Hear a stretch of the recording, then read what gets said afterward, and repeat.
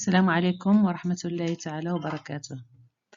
Donc, on va poursuivre notre cours sur la morphologie des thalles. Aujourd'hui, on va voir la diversité des appareils végétatifs. Alors, généralement, il y a trois types d'organisation, trois types d'évolution des thalles des algues. On a les archétales, ce sont les moins évolués. Les nématotales, ou bien on les appelle également prototales, ils ont une évolution intermédiaire, puis les plus évolués sont les cladotales ou bien thalacladons.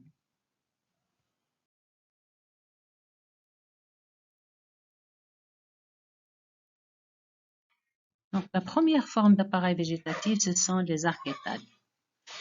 Alors, les archétales, ils sont constitués de cellules végétatives toutes semblables. Et donc, je souligne le terme semblable. Alors, dans un archétal, on va trouver toutes les cellules sont capables de se diviser. Il n'y a pas de spécialisation de fonction, mais toutes les cellules sont capables de se diviser, toutes les cellules sont capables de se transformer en sporocystes pour libérer des spores, ou bien en gamétocystes pour libérer des gamètes. Donc, les archétales, c'est la forme la plus primitive qui est formée par des cellules semblables. On trouvera des archétales unicellulaires, libres, ils sont mobiles ou bien immobiles, donc ils se déplacent ou bien ils ne possèdent pas de flagelles. On trouvera des archétales coloniaux qui vivent en association, ou bien cénobiaux. Et enfin, on trouvera des archétales filamenteux linéaires. Alors, les archétales filamenteux sont pluricellulaires, mais ils ne sont pas ramifiés, ils ne sont pas fixés.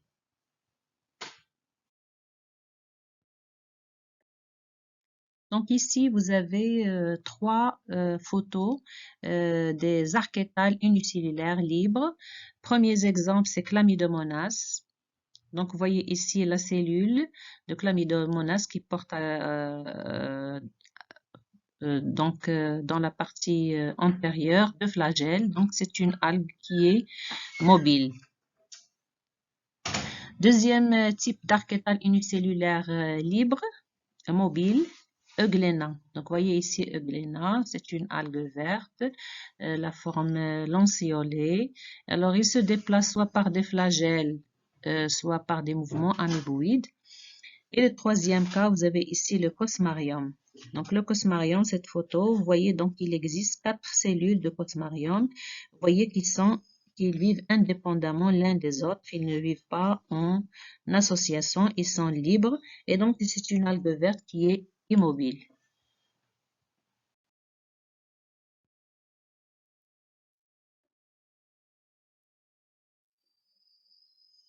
Alors, deuxième type d'archétale, ce sont les archétales cénobiaux. Bien, un archétale cénobial, c'est un groupe de cellules qui sont issues les unes des autres par division et qui restent maintenues dans un mucilage. Donc, ils ne se séparent pas après leur division, ils restent réunis dans un mucilage. Un mucilage, c'est une production végétale liquide qui est riche en substances glucidiques et qui, en contact de l'eau, peuvent se gonfler. Donc, voici, donc, on va donner deux exemples d'archétales cénobiales, Pandorina et Volvox. Donc, vous voyez ici Pandorina. Dans cette photo, on a 5 cénobes. 1, 2, 3, 4, 5, 5. Donc, 5 cénobes. Chaque cénobe, c'est un groupe qui est formé, qui peut être formé de cellules avec un nombre fini. Donc, Pandorina, je crois que les cellules ici, c'est écrit de 4 à 16. Mais donc, selon les divisions, selon les espèces, hein, mais ici, il peut aller jusqu'à 32, je crois jusqu'à 64, selon le nombre de divisions. Donc, ce mucilage-là, il contient un nombre fini de cellules qui restent réunies dans cette gelée que vous voyez ici, transparente. Donc, ici, vous avez un archétale cénobial de type, l'espèce c'est Pandorina. Donc, je vous rappelle que le cénobe, par rapport à la colonie, il a une forme bien déterminée et le nombre également, il peut être bien déterminé. C'est pas comme la colonie, c'est aléatoire, le nombre et la forme. Alors, deuxième espèce, c'est Volvox. Volvox, c'est une algue verte. Donc ici, on a un seul cénobe de Volvox. Et donc, chaque point vert que vous voyez ici, c'est une algue. Et donc, ils vivent, ces cellules-là, ils sont mobiles, ils vivent en périphérie. Et à l'intérieur, c'est une sphère qui est creuse. Là, lorsqu'il y a la sporulation, la formation de colonies issues de cette sphère, ils se forment à l'intérieur de la sphère qui est creuse. Donc ici, on voit la surface du cénobe. Et donc, ce cénobe, il peut contenir de 3000 à 50 000 cellules qui sont biflagellées. Donc, c'est un cénobe qui est mobile ici. À côté, c'est une vue microscopique. Donc, une vue microscopique d'une partie du cénobe. Et vous voyez ici des cellules vertes. Et de façon très transparente ici, il y a des filaments. Il y a comme des pans cytoplasmiques. Ce qui est transparent que vous voyez ici, ce sont des pans cytoplasmiques qui relient les cellules. Donc, les cellules que vous voyez ici réunies dans cette gelée sont contiguës, c'est-à-dire les uns à côté des autres. Et ils restent en communication grâce à ces pans cytoplasmiques. Donc, il y a des communications entre ces cellules. Ils sont réunis par ces pans cytoplasmiques. Et donc, ça, c'est l'exemple du Volvox.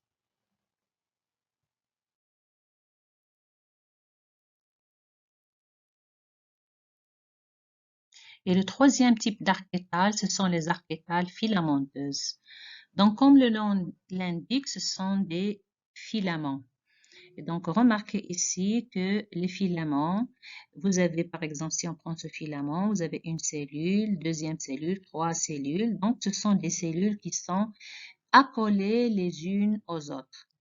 Donc, rappelons que les archétales, nous avons dit, et vous avez des cellules qui sont libres. Les archétales cénobiales, ce sont des cellules qui sont liées entre eux dans une gelée. Il y a même celles qui sont liées par des pans cytoplasmiques.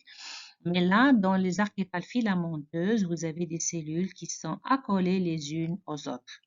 Mais pour avoir un filament, vous avez un seul axe de division, un seul plan de division. Comme vous voyez ici, vous avez, donc ce sont des filaments qui ne sont pas ramifiés. Un rameau, c'est un filament qui part de l'axe de division. C'est un autre axe de division, le rameau. Il part latéralement. Mais ici, on n'a pas de ramification et ni un système de fixation. Donc, jusqu'à maintenant, les archétales, ce sont soit des cellules libres, soit des cellules liées dans un mucilage, soit des cellules, soit plusieurs cellules liées entre eux, dans ce qu'on obtient un filament. Mais jusqu'à maintenant, ces filaments ne sont pas fixés, ne sont pas ramifiés.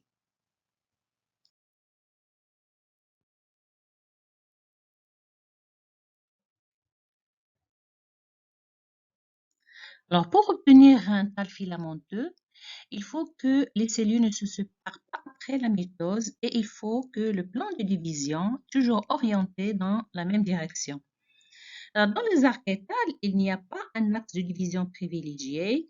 Vous avez donc les cellules subissent des divisions et on obtient une masse de cellules plus ou moins irrégulière. Par contre, si vous avez un axe de polarité dans la cellule d'origine, dans la cellule mère, qui donne le filament, soit zygote, soit la spore, dans ce cas-là, la division se définit par rapport à cet axe de polarité. Par exemple, si vous avez la cellule subit une division transversale, toujours les cellules qui suivent, ils vont subir des divisions transversales. D'accord? Par exemple, si donc vous avez des cellules qui subissent une division transversale, par exemple du bas vers le haut, toujours vous avez un axe du bas vers le haut. Dans ce cas-là, vous avez un filament. Et donc, puisque les archétales sont des cellules formées par des cellules qui se ressemblent, et ce sont des cellules, il n'y a pas de différence entre les cellules, et il n'y a pas de ramification, il n'y a pas de système de fixation, ce sont des filaments primitifs.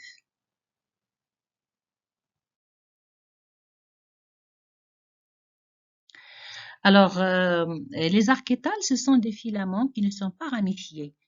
Après, il y a apparition de thalles filamenteux qui sont ramifiés. Donc ici, on est toujours en train d'étudier l'évolution des thalles, depuis les cellules isolées jusqu'à des cellules réunies, jusqu'à un filament non ramifié, non fixé. Et maintenant, on va voir un degré d'évolution intermédiaire qui sont les protothalles. Et donc, pour obtenir les protothalles, il y a apparition d'une ramification. Et donc, un rameau, c'est une ramification, pour avoir une ramification, il y a un changement d'axe de division. Si par exemple vous avez un axe de division du bas vers le haut, le rameau il va être par exemple latéral. Latéralement, il va y avoir apparition d'un autre axe de division à côté du premier axe de division.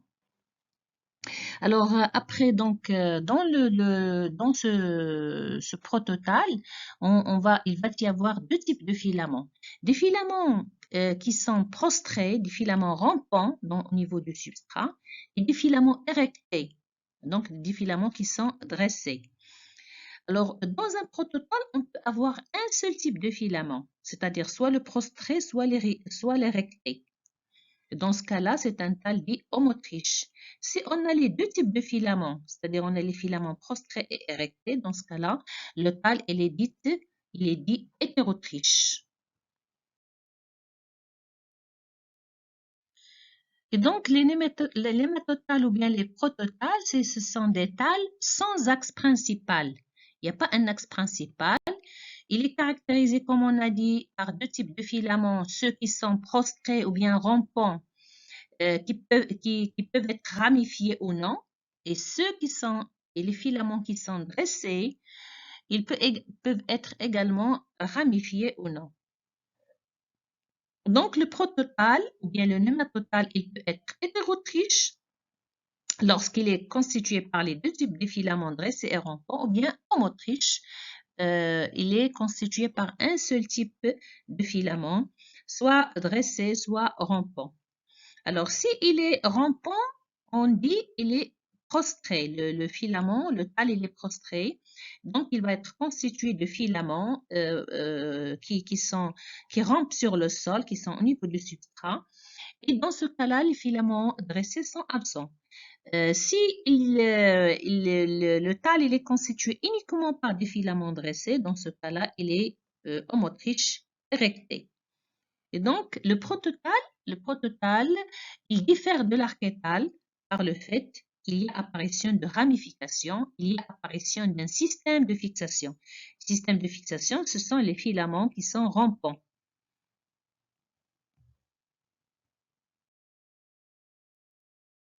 Alors, dans cette figure, donc on voit ici, vous avez des filaments dressés, comme vous voyez ici. Donc, ils sont dressés et les filaments rampants ou bien prostrés ici au niveau du substrat. Vous voyez, donc, les filaments rampants, ils permettent ici, dans ce cas-là, dans le cas de ce prototal qui est hétérotriche, ils permettent la fixation au niveau du substrat. Le filament dressé, comme vous voyez, vous avez ici des filaments qui sont ramifiés. Vous voyez, par exemple, si on prend celui-là, vous avez ici head, le filament, et puis le filament qui apparaît à côté. Ça, c'est la ramification.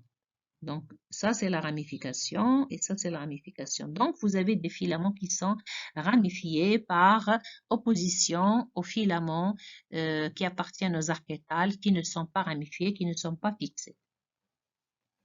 Alors, dans cette figure qui est à gauche, les différents types de prototales. Alors ici, vous avez le prototal hétérotriche complet avec les filaments qui sont rampants. Et là, c'est le filament dressé. Ce filament dressé, il est ramifié. À côté, vous avez ici un prototal avec la partie rampante. Il n'existe pas. Il y a une seule cellule basale seulement à la base. Et là, le filament érecté ou bien dressé, il est ramifié. À côté, juste à côté, vous avez donc le filament ici, le prototal qui est érecté, et vous avez la partie rampante, hein, ici, c'est la cellule basale, Donc, vous avez une cellule basale. La partie rampante, elle est très restreinte, elle n'est pas très développée. Et la partie dressée, vous voyez que vous avez un filament dressé qui n'est pas ramifié. Et là, dans le prototal C, là, vous avez absence de filament dressé. Il y a seulement la partie rampante, le tal qui est ramifié, qui est rampant, donc ça n'existe pas, la partie dressée. Donc, soit on a la présence de la partie dressée, comme ici, soit l'absence de la partie dressée. Soit la présence de la partie prostrée, comme ici, soit l'absence, ici, vous avez seulement une cellule basale. Et le premier cas, il est complet. Vous avez une partie rampante ramifiée développée et une partie dressée qui est ramifiée.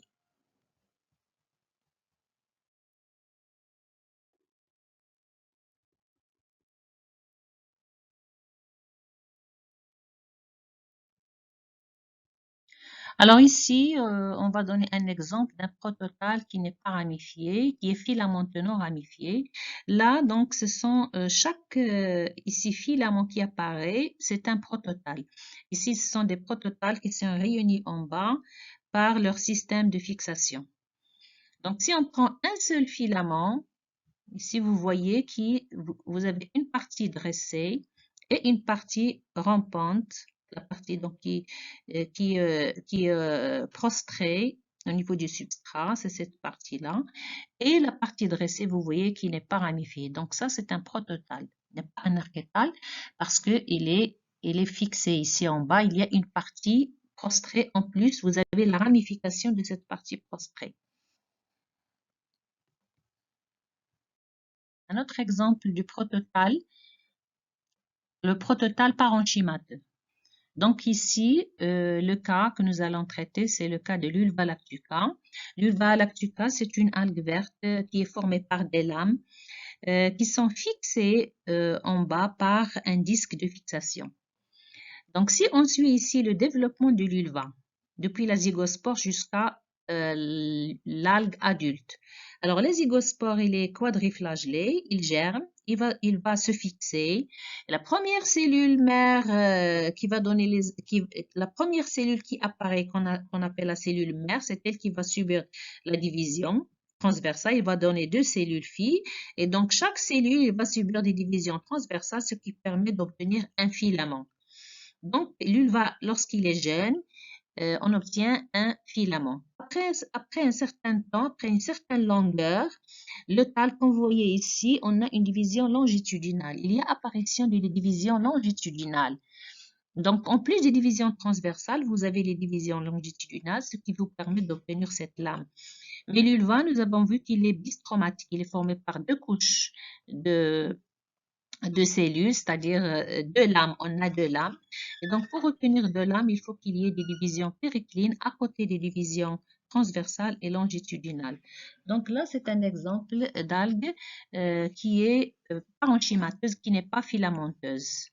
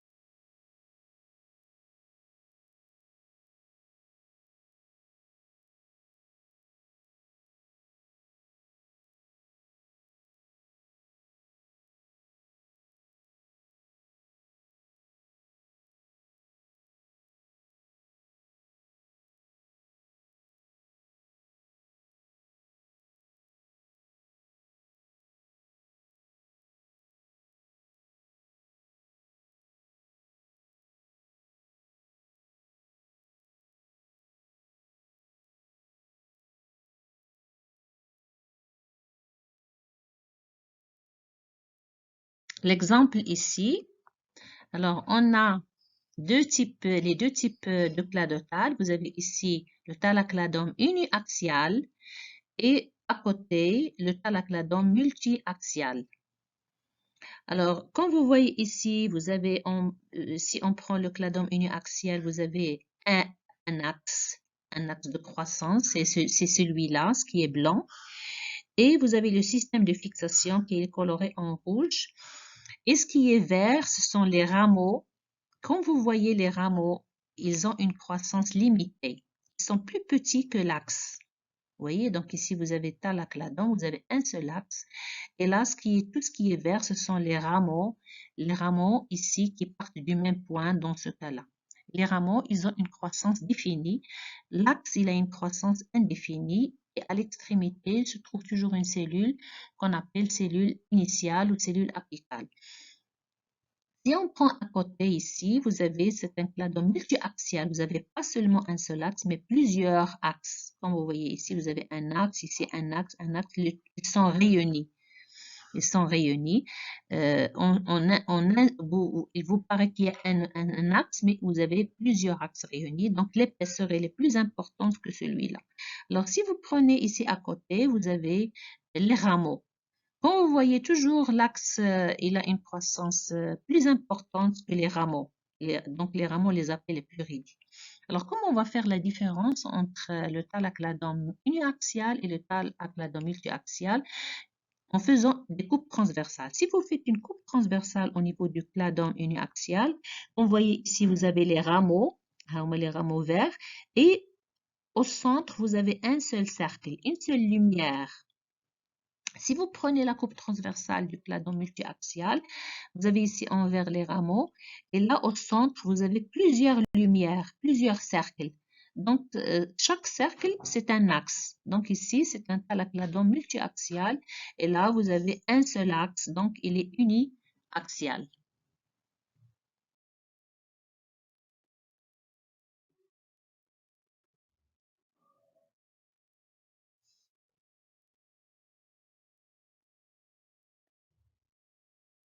Ce qu'on appelle plumula.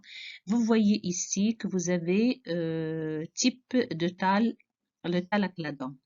Alors, ici, vous avez un thalacladome et là, un thalacladome. Là, vous avez 4 thalacladomes. Vous voyez donc chaque thalacladome, vous avez ici l'axe de croissance. Vous avez ici l'axe là, c'est celui-là, l'axe de croissance. Et de part et d'autre, vous avez ce qui est vert, ce sont les rameaux. Donc, toujours, vous avez un axe de croissance privilégié qui a une longueur plus importante que les rameaux qu'on appelle pleuridie. Donc, ici, vous avez la ramification latérale à pleuridie et là, c'est l'axe principal. Ici, on a 4 axes principaux et chaque axe, il porte des pleuridies. Donc, l'appareil végétatif, il est de type thalacladome. Et là, c'est l'exemple de Cara vulgaris. C'est une algue d'eau douce. Donc, vous voyez ici que vous avez des axes de croissance là, plusieurs axes de croissance et chaque axe, il porte des ramifications, des pleuridies. Donc ici, les ramifications sont de type verticillé parce que vous avez les rameaux qui partent du même point. Donc, on a plusieurs pleuridies, on a des entrenœuds et on a des pleuridies. Donc ça, c'est l'exemple de thalacladome. Ce sont les thalles les plus évolués, donc qui possèdent des axes de croissance privilégiés. Un troisième exemple de thalacladome, chez l'Antitamnium plumula. Vous voyez ici, c'est une algue rouge. Et vous voyez ici, vous avez l'axe de croissance et de part et d'autre, vous avez les rameaux, les pleuridies. Donc, si on voit par exemple en haut ici, vous avez cette figure qui montre ici l'axe de croissance. En rouge, ce sont les cellules apicales ou bien les initiales. Et de part et d'autre, vous avez les rameaux. Donc, ici, c'est l'axe. Là, c'est le rameau. Donc, le rameau, ici, même le rameau, il a une cellule apicale. Donc, ici, on a un cladome initial, un cladome principal et nous avons un cladome secondaire. La même chose, si vous prenez ici le détail de l'Antitamnium plumula, vous avez l'axe de croissance. Là, c'est les pleuridies qui n'ont pas de cellules apicales à leur extrémité. Et là, vous avez des rameaux qui ont des cellules apicales. Donc, si le rameau possède la cellule apicale et il est lui-même ramifié, ça devient un cladome secondaire.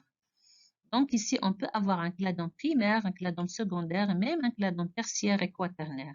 D'accord? Donc, en bas, vous avez ici le schéma d'un thalacladome où vous avez ce qui est en noir, c'est l'axe principal de croissance.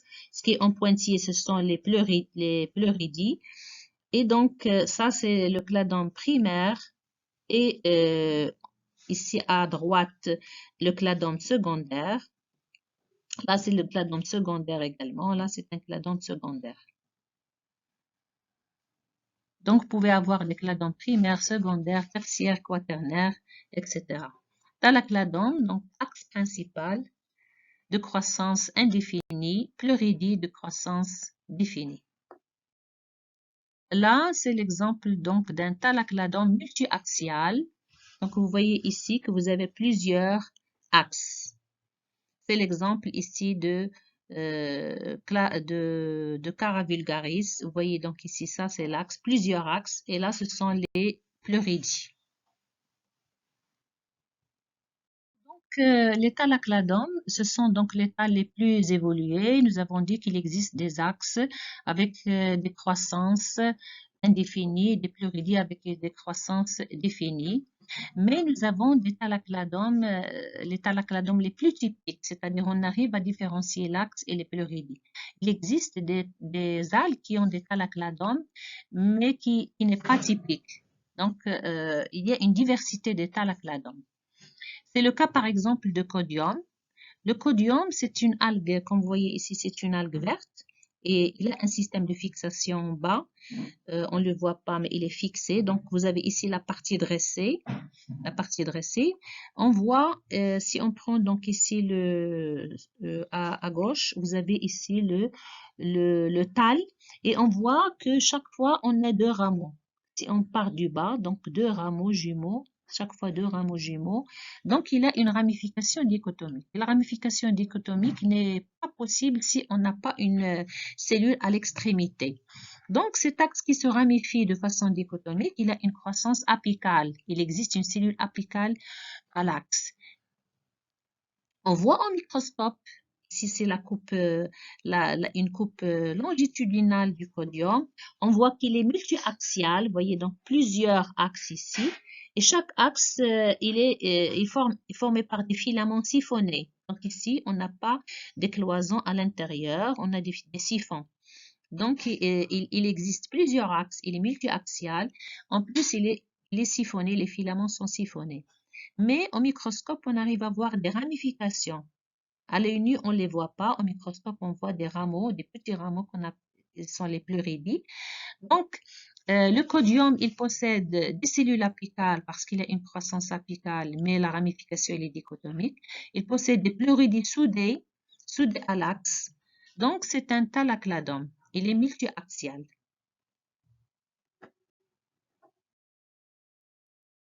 Un autre exemple de diversité des cladotales chez Dictyota dichotoma. Alors, Dictyota dichotoma, c'est une algue brune. Il a une ramification dichotomique. Donc, ici à gauche, vous avez le schéma de la ramification dichotomique. Vous avez une cellule apicale qui va subir des divisions longitudinales. Il va donner deux rameaux jumeaux qui vont se séparer. Et chaque fois, vous avez deux rameaux jumeaux.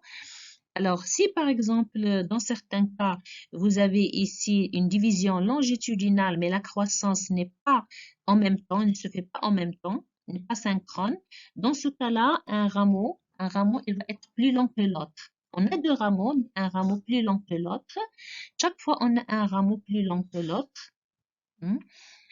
Si on prend par exemple ce rameau-là et ce rameau-là, ils ne sont pas vraiment égaux.